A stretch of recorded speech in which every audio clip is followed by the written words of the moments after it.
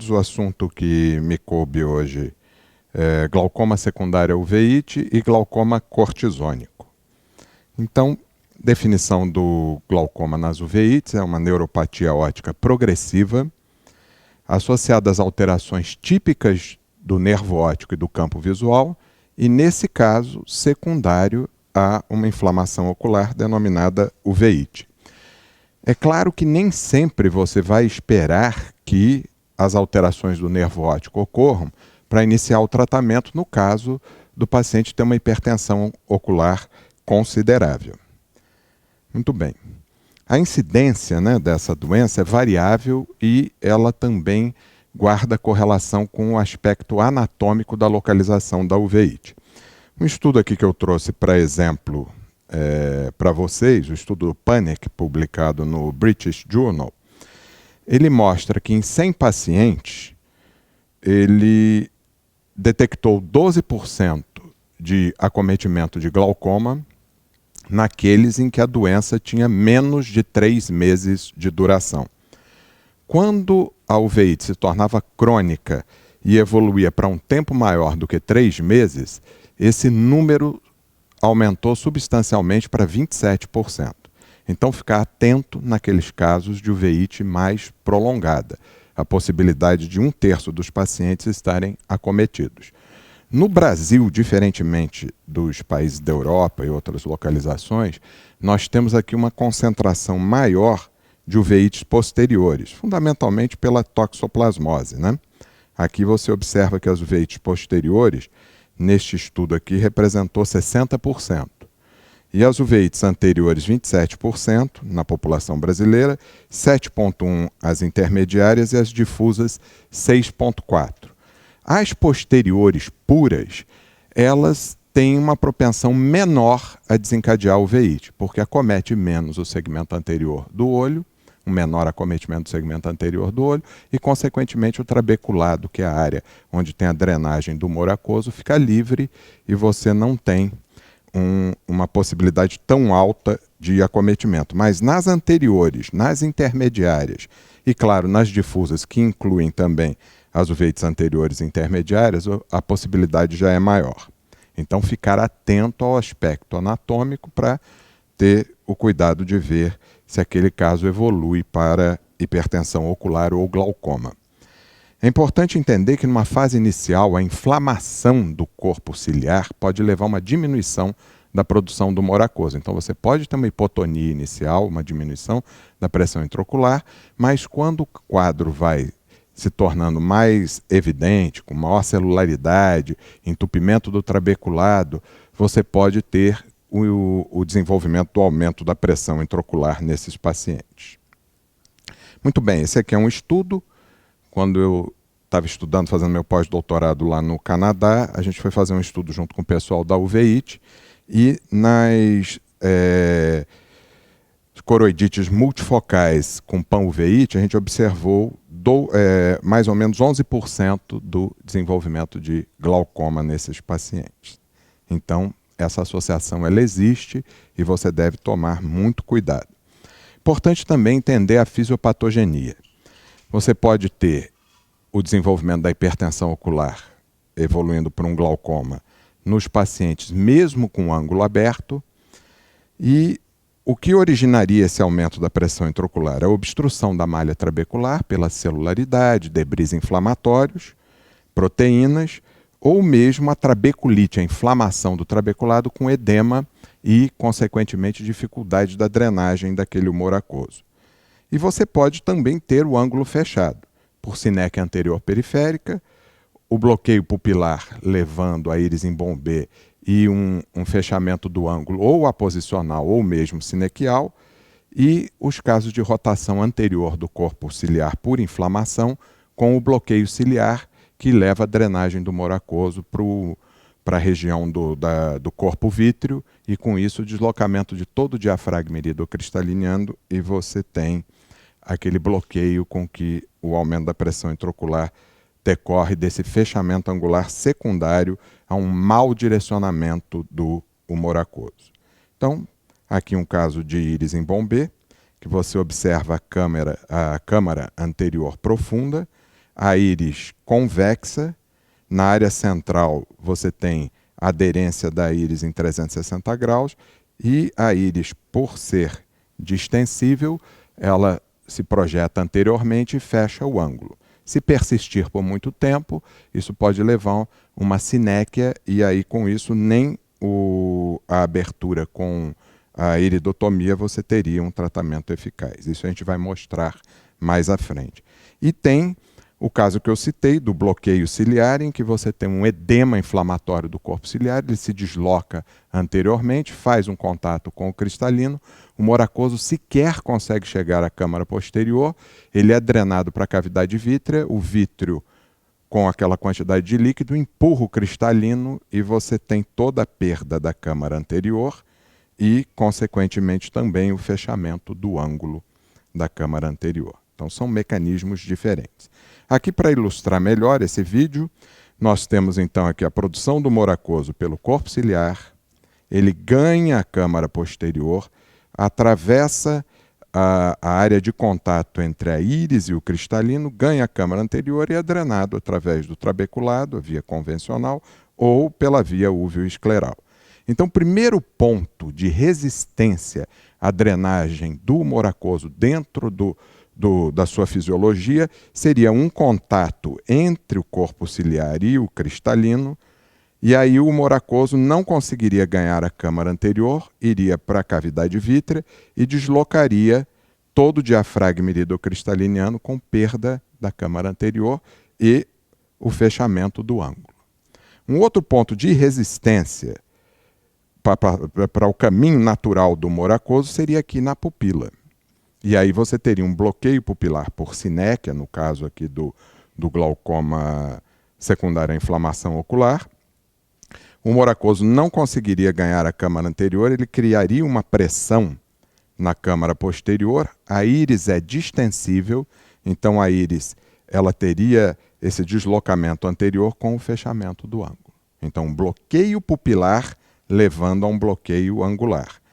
E uma outra possibilidade também que você tem nos casos de uveíte é a quantidade de debris inflamatórios entupindo aqui a malha trabecular e não permitindo a passagem do moracoso. Como que você faz então esse diagnóstico? A lâmpada de Fenda. Então, pela lâmpada de Fenda, no caso de um bloqueio pupilar, né, na foto aqui superior, levando ao bloqueio angular, é como eu expliquei para vocês. Existe uma sinéquia anterior, a sinéquia posterior, entre na área da pupila, entre a íris e o cristalino. O moracoso fica represado aqui na área da câmara posterior, desloca a íris anteriormente e fecha o ângulo. Nesse caso, você fazer uma iridotomia, uma iridectomia, você cria uma comunicação da câmara posterior com a câmara anterior, equaliza as pressões, a íris tende a voltar à sua posição anatômica natural e o ângulo pode ser liberado se não houver goniosinéquia. Se tiver sinéquia, a íris volta à posição natural, mas o ângulo ainda continua aderido ali naquela região e não há a drenagem do moracoso. A diferença à lâmpada de Fenda é esse aspecto da íris em bombê, convexa, e a área central com uma câmara ainda formada.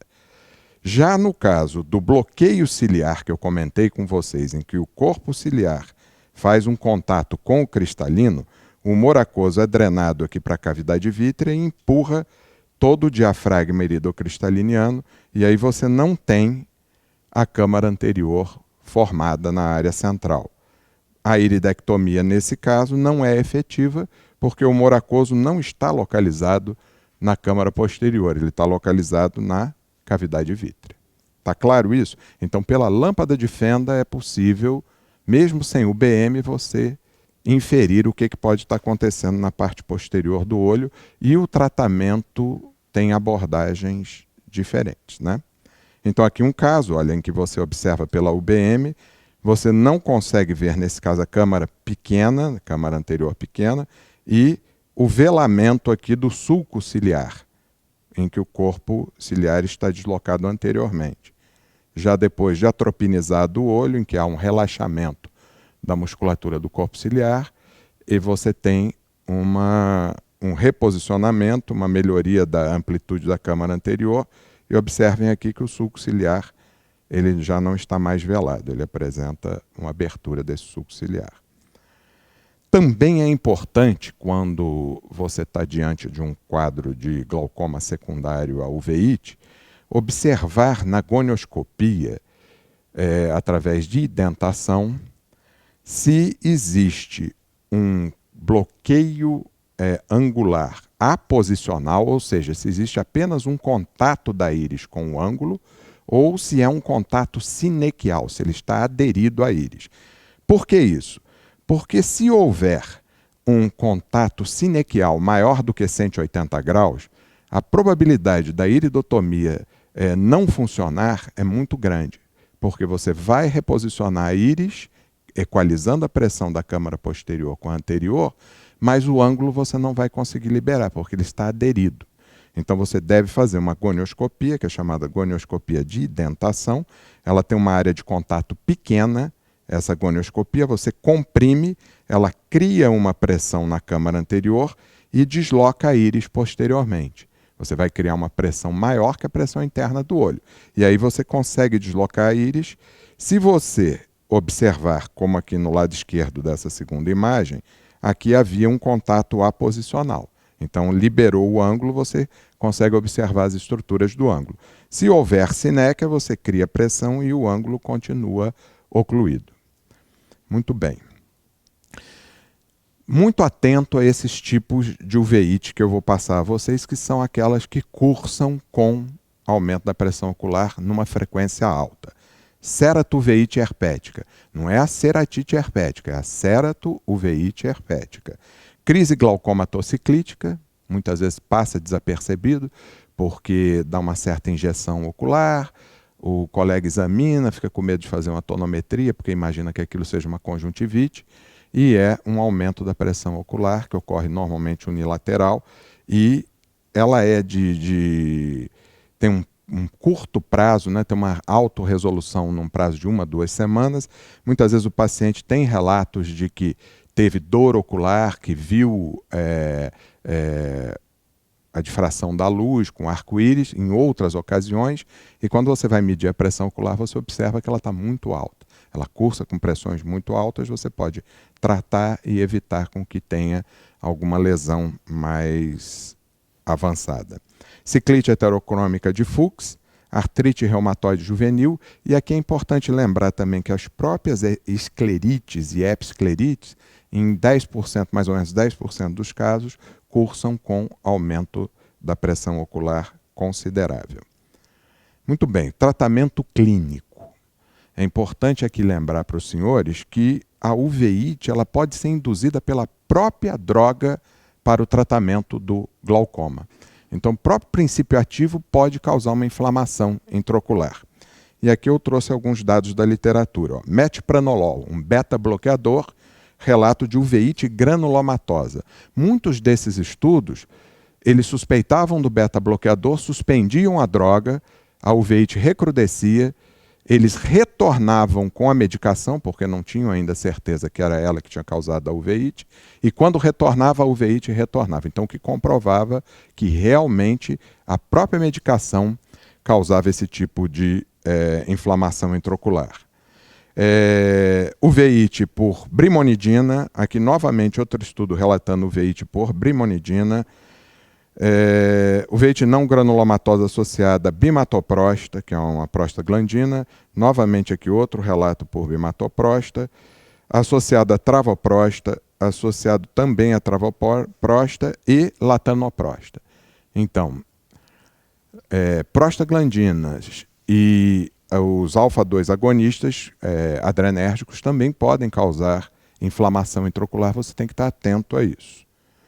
Aqui um trabalho publicado nos arquivos brasileiros, na verdade ele foi publicado nos arquivos, eu tinha que ter corrigido, edema macular cistoide bilateral, vocês observem aqui, ó, bilateral, ambos os olhos, com o uso de latanoprosta em paciente com ruptura da cápsula posterior, E depois de feita a suspensão do latanoprost, os 2 casos, o edema macular cistoide recrudesceu. Também é uma alteração inflamatória. Quando eu estive lá no Canadá, no laboratório do Dr. Bournier, a gente resolveu fazer um estudo para observar se essas drogas pro tratamento do glaucoma, qual dessas drogas tinha um efeito quimiotático maior, que desencadeava maior estímulo inflamatório. Então, aqui para vocês lembrarem, os neutrófilos eles são os primeiros a agirem no processo inflamatório. Eles têm a propriedade de caminhar, né, e ir até o sítio do ponto da fonte quimioatractante. E lá eles liberam mediadores inflamatórios. Então, nesse estudo, nós criamos no laboratório, na parte inferior dessa câmara de Boyden aqui adaptada, a gente colocou em cada um desses orifícios, são diversos orifícios, são 56 orifícios, a gente colocava as drogas antiglaucomatosas. E mimetizando aqui a membrana a parede vascular, que tem poros, a gente colocava uma membrana de Millipore, que também tem poros, que são permeáveis aos leucócitos, e na parte superior a gente colocava leucócito vivo e colocava em câmara com umidade e temperatura para manter esses leucócitos vivos e observava a migração desses leucócitos na membrana. Quanto maior a distância de migração, maior a quimioatração das substâncias dos princípios ativos e dos colírios para o tratamento do glaucoma, que eu coloquei aqui na parte inferior da câmara de Boyden. Então observem o seguinte, nós tínhamos aqui o PBS, que é um soro que não tem propriedade quimioatractante, e aqui macerado de bactérias, o Zimosan e o FMLP, que são altamente quimiotáticos. Então aqui é controle negativo, aqui controle positivo. Observem que os beta-bloqueadores e os inibidores de anidrase carbônica são os que menos, são drogas que menos atraem os leucócitos para o sítio da inflamação. Já as prostaglandinas e os alfa-2 agonistas, no caso aqui a brimonidina, foram os que apresentaram maior índice de quimiotaxia, mostrando que, se você pegar os artigos da literatura, são aquelas drogas que realmente têm um potencial maior para causar uveíte. Aqui um caso clínico lá da universidade. Os residentes me levaram esse quadro clínico, um paciente com glaucoma, usando brimonidina, timolol, dorzolamida e bimatoprosta. Então aqui tinham 4 classes, né? Alfa-2 agonista, beta-bloqueador, inibidor de anidrase carbônica e prostaglandina. Pseudipópio no olho direito. Aqui não sei se está visível, mas tem precipitados ceráticos, sinéquias posteriores e tinha muito folículo, que é sinal de toxicidade. Provavelmente aqui nós suspeitamos mais pela brimonidina. E um processo inflamatório intraocular muito intenso, pressão ocular elevada e 28 milímetros de mercúrio no olho esquerdo. O direito ele tinha uma ceratite neurotrófica, ceratopatia neurotrófica, não foi possível fazer a medida da pressão intraocular.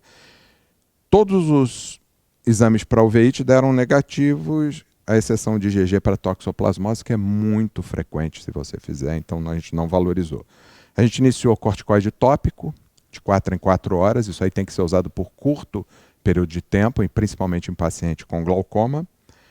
Suspendi todas as medicações tópicas, né? Iniciei atropina, compressa gelada, porque tinha um processo inflamatório também muito intenso nas pálpebras. Lágrima artificial sem cloreto de benzalcônio, que também é um conservante que tem um aspecto inflamatório muito grande, pode causar. E uma medicação oral para preservar a superfície ocular. Então, olha, do olho direito, depois de 21 dias, o pseudipópio já tinha sumido e a área de perda aqui do epitélio já tinha diminuído também, do epitélio corneano. E no olho esquerdo já não tinha mais os precipitados ceráticos, o olho já era bem mais calmo e mais tranquilo. 90 dias depois, O olho esquerdo já tinha uma transparência muito boa da córnea, já não havia mais inflamação, celularidade, aqui já se formando uma ceratopatia em faixa, mas a pressão ocular ainda estava muito alta com o uso de Diamox e maleato de timolol sem conservantes. E era um nervo óptico com uma escavação muito acentuada, eu não poderia manter em 20 milímetros de mercúrio. Foi feito uma trabeculectomia, olha como a conjuntiva já estava bem mais calma, permitiu com que a gente tivesse um resultado favorável. Então entenda que a própria medicação para glaucoma, algumas dessas drogas, não são em todos os pacientes, mas em alguns pacientes ela pode aumentar o processo inflamatório ou pode ser a causa daquele processo. Então tem que estar atento a isso. Aqui o resultado final do paciente. Então, dando um resumo aqui das classes farmacológicas, pilocarpina, né, que é um parasimpático mimético, né? Esse daí você não pode usar de forma alguma. Os parasimpáticos miméticos, eles aumentam a permeabilidade vascular, então vai haver um maior extravasamento de plasma, de celularidade na câmara anterior, piorando aquela obstrução da câmara anterior. Ela fecha a pupila. Você conseguir fazer uma sinéquia 360 graus numa pupila pequena é muito mais fácil do que numa pupila aberta e grande. Pode haver alguma área de escape ali, dificulta. Então, não usar parasimpáticos miméticos. As prostaglandinas, elas são mediadores inflamatórios, né? Então também tem muito cuidado com os de prostaglandina nesses casos. Os agonistas adrenérgicos, como a gente mostrou para vocês, eles são altamente alérgenos e também mostraram naquele estudo da quimiotaxia que podem desencadear processos inflamatórios. As melhores opções são os inibidores de anidase carbônica e os beta-bloqueadores, nesses casos. Agora, o muito importante nesse tratamento, quando você fala de glaucoma secundário, é tratar a causa. Então, você tem que ter um controle muito bom da uveíte para que todo aquele processo inicial desencadeante recrudesça e você tenha um objetivo maior no tratamento que não só tratar a consequência. No caso aqui, quando a gente trata o glaucoma, é a consequência. A causa é a uveíte, então é muito importante um controle rigoroso da uveíte. Tratamento cirúrgico. O laser, como eu comentei para vocês, a iridotomia apresenta bons resultados naqueles casos em que você não tem sem uma sinéquia anterior periférica extensa. O tratamento cirúrgico, a trabeculectomia sem mitomicina tem mostrado resultados muito insatisfatórios, por volta de 30% de sucesso. Ou seja, você partir para tratar um paciente cirurgicamente para obter um resultado de 30%, ou seja, de cada 10 pacientes, 3 você vai ter sucesso e 7 você vai ter insucesso. Então, trabeculectomia sem o uso de antifibrótico, antimitótico, não vale a pena você tentar. Mesmo com o uso da mitomicina, você tem um sucesso aproximado de 60%. Então, também não é um sucesso muito acentuado. Os implantes de drenagem são uma boa opção. E nos casos em que você não consegue um bom resultado com a trabeculectomia ou com os implantes de drenagem, você pode partir como uma última tentativa com os procedimentos ciclodestrutivos, né? Então aqui é importante que antes de fazer uma cirurgia tenha um bom controle do quadro inflamatório no pré-operatório. O Tiago falou no que usa cortisona, naqueles pacientes em que é possível, antes de se fazer a trabeculectomia. Nesse caso, não só o uso do corticoide tópico, se for possível, mas também o controle sistêmico junto ao especialista em uveíte, dele fazer uma medicação e que mantenha aquele quadro extremamente estável, porque senão o próprio manuseio cirúrgico desencadeia um processo inflamatório e o resultado final não vai ser muito bom, né? Muito bem, a outra etapa da aula é o glaucoma cortisônico, glaucoma secundário ao uso de cortisona. Aqui vale a mesma premissa. É um glaucoma com aquele quadro típico, né? Você tem alterações do campo visual, do nervo óptico, secundário aí nesse caso ao uso de corticoide. Muitas vezes você ainda não tem o glaucoma instalado, se tiver uma hipertensão ocular, você vai tratar para que para evitar que a doença venha a ser instalada, e vocês sabem que o glaucoma, quando leva à morte das fibras ganglionares da retina, isso é irreversível. Muito bem. Como que ocorre o glaucoma cortisônico? Alguns pacientes têm uma susceptibilidade maior. Então, ao uso da cortisona, eles vão produzindo glicosaminoglicans na área da matriz extracelular e no tecido justacanalicular, e esse excesso de glicosaminoglicans e ali na área da malha trabecular e do tecido justacanalicular cria uma dificuldade para a drenagem do humor aquoso, e com isso você tem o aumento da pressão intraocular. Aqui tem um dado interessante. Os pacientes que não têm glaucoma, eles são menos responsíveis à cortisona, ao aumento da pressão intraocular pelo uso da cortisona, do que os pacientes com glaucoma. Então, tem estudos que mostram que na população normal, um percentual de aproximadamente 35% dos pacientes, eu vou mostrar isso mais detalhadamente à frente, apresentam aumento da pressão intraocular com uso de corticoide. Já na população com glaucoma, quando você faz uso de cortisona, até 90% dos pacientes podem desencadear aumento da pressão intraocular. Então é muito mais substancial essa resposta.